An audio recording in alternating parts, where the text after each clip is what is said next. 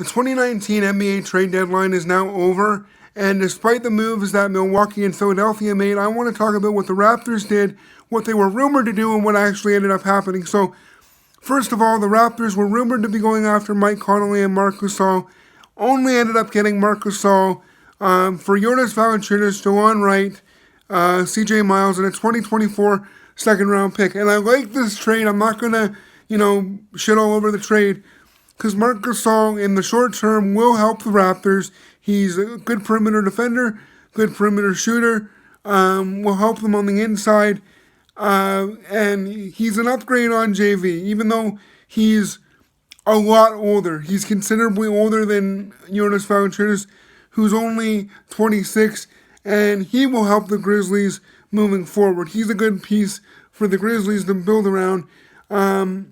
But giving up Delon Wright, I do not like that. He was a young guard who might have not had a place on the team in the long term, but I think it was still a little bit premature to give him up.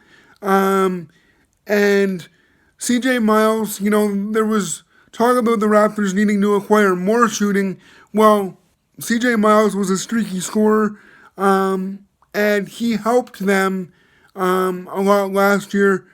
Maybe not so much in the playoffs, but in the regular season, getting the Raptors to winning an Eastern Conference title, he was a big part of that because he could come off the bench and provide scoring. So I think the Raptors gave up a little bit too much.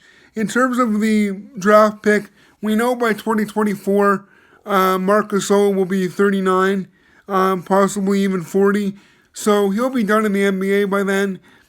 To give up a draft pick when you're already giving up 3 players, I don't like that. And I honestly think that Masai Ujiri is now in the hot seat in terms of, if this doesn't get the Raptors anywhere closer to an NBA Finals appearance at minimum, or even back to the conference final,